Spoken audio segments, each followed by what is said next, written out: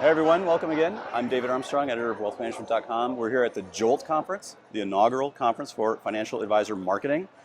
Exciting stuff. I'm here with Carl Richards, the famous Carl Richards, longtime author, financial advisor, wrote the Behavior Gap, the book, the One-Page Financial Plan, the book, the creator of the sketches you're all aware of, the simplified financial planning sketches. Yeah. Welcome. Thanks for joining us. Thanks, Dave. Super fun to chat with you. It strikes me that you were early in on this notion of communicating to prospects and clients financial planning in a simple, easy to understand manner. Now this has sort of become the mantra of the industry, right? What's going on? What are financial advisors getting wrong about marketing that they should be doing differently? Such a good question. The idea that I was early just brings back a lot of memories about, it's tough, right? Like it's tough when you decide to do something slightly different than it's been done before. And I think that's really the big struggle that financial advisors deal with when it comes to marketing, because everybody's done marketing the same. Like I can pull up 100 financial advisor websites and I will see either a lighthouse, a compass, or a sailboat. Sailboat. Right? We all know this. And so we know we want to be different, but as soon as we go to be different, there's this scary thing that starts to happen, right? Like, oh, I don't want to be that different, right? And anytime you try to do new and novel work that's by definition different from somebody else, it feels like you're going to die, right? Like it's a herd response that's kept us alive as a species, but is working against us when it comes to marketing. Because look, what we're asking you to do when you do marketing correctly is stand out. And you've been taught your whole life to not stand out. Keep your hand down, like don't cause any trouble. And we're saying cause a little trouble, right, by standing out. So I think that's the thing that is I don't know if people get it wrong or not, but it's probably the biggest challenge. Like I want to be different, and that feels really scary. How do I deal with that? I still think for many financial advisors, traditionally spend zero on marketing. Work by referrals, right? That's always been the main business driver in the sense is referrals. And of course, we don't even know how we get those referrals. Right. It's like this mystery process. Mystery referrals. I guess you ask for them, right? So you ask your advice. Do you have anyone else I should be talking to? Right. But that's also changed, right? I mean, now we don't just get a referral. That prospect is going to try to find you on digital, right? Put your name in Google and see what pops up. So, help advisors understand a little bit about how they could maybe maximize, and we understand being different, but not every advisor is going to be different. How can they sort of maximize their presence in those digital channels? With maybe they're not necessarily you. They don't have the drawing ability. They're mentally not doing that stuff. They're advisors. They're people, they're numbers people, and that's what they do. How can they stand out, like you say, in the new digital? Yeah, well, and Dave, one thing we got to get clear, like I took a pottery class when I was 8, right? Like that's the extent of my art background. Okay. So I don't know how to draw either. And the only difference between me and somebody else is that I didn't let that stop me. So one thing I think that advisors can do is realize, this is the hardest thing to convince them of. And I've been trying for the last 10 years all over the world. The stuff that's going on in your head is valuable. What you don't realize is that story you told in the last meeting, you just walked out of a meeting and you told a story where you used an analogy about asset allocation, right? You have been doing that for so long, and maybe it comes naturally to you at this point. So you think because it's easy for you, it must be easy for everyone else. And if it's easy for everyone else, it must be of no value. And I'm just begging advisors to believe me. Normal people don't think that way, right? They don't know what standard deviation is. And if they did, they tried to forget it as quick as possible after the stats class in college, right? Sure. So the way you explain volatility or risk or standard deviation or the need for life insurance, all of those stories, analogies, those are valuable. If we're just trying to get you to get it out of your head and out of that one-on-one meeting and share it. So one thing you can do, super simple, when you walk out of the meeting next time, just as soon as the client leaves, open up the voice memos app on your iPhone and record what you said. Then find a way to get it out to more people, right? And there's like you've done so much work on how, like, okay, fine, Twitter, LinkedIn, Facebook, like, who cares?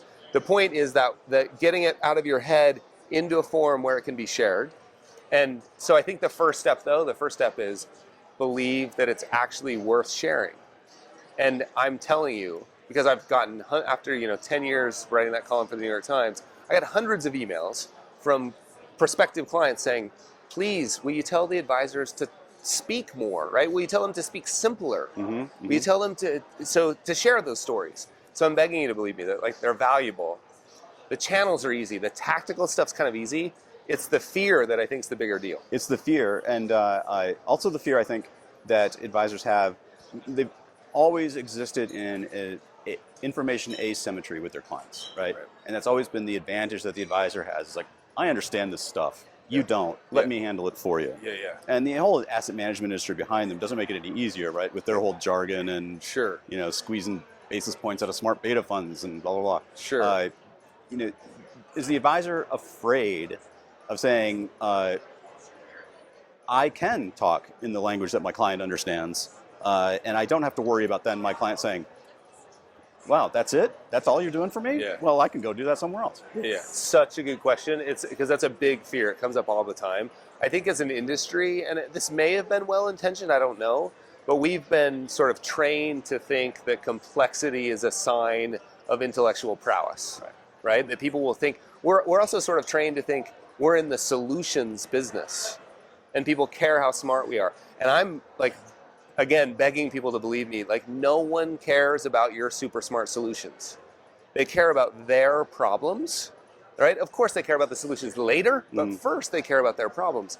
And so if we understand that, and I guess the other thing we've done from the sales side of our industry is that old sales technique of, like, dig a pit, throw the client in there, and then look down and say, I'm the only one with a rope. Either way, whether it's complexity or it's this old sales trick that none of us like, humans don't like being treated that way. What they want to do is understand. So the simpler and the easier you can make it for people to understand, if you understand their problem first. So maybe this analogy will help. When you go to the doctor and the doctor thoroughly diagnoses you, you often leave with a prescription. And most of the time, at least 10 years ago, you couldn't even read it. Right now it's a computer printout, but you used to not even be able to read it. You would go to a place with a bunch of scary people in white coats. You'd hand them this piece of paper. They would make you sign a thing that says, if you take this and grow a third arm, you won't sue anybody. They would give you a little thing. You'd go home and you would take it. Why? Well, because you felt thoroughly diagnosed. So the prescription... And you trusted. Thoroughly diagnosed. You trusted that you'd been thoroughly diagnosed. If you had even a whiff that you weren't thoroughly diagnosed, you would have been Googling the medicine. Don't click on images, right? You would have been getting a second opinion. But because you were thoroughly diagnosed, the prescription could be simple.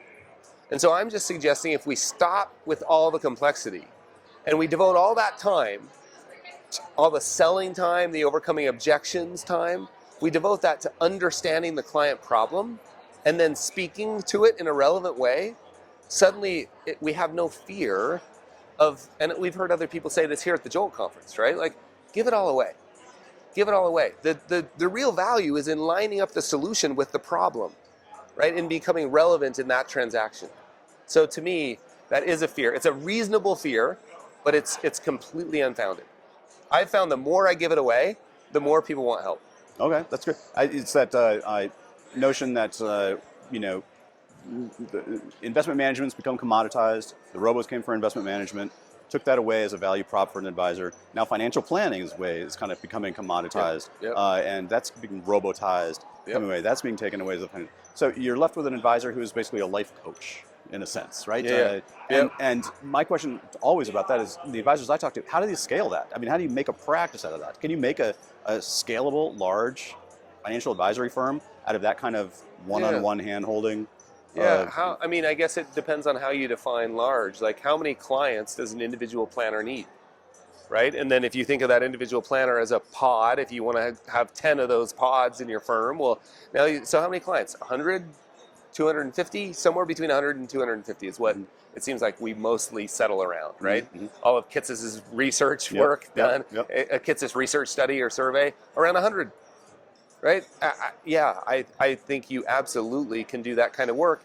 And we have to remember that real financial planners have been doing this life coaching thing long before it had a name. That's right. And other thing I always feel, and I don't know if you feel this, when we use the word life coaching, it's like, or life planning, no client ever comes in asking for that.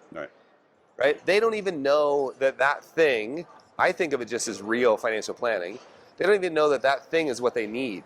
What they have is an acute problem. You know, my portfolio blew up. The guy down the street's terrible. I just sold a business, you know, whatever.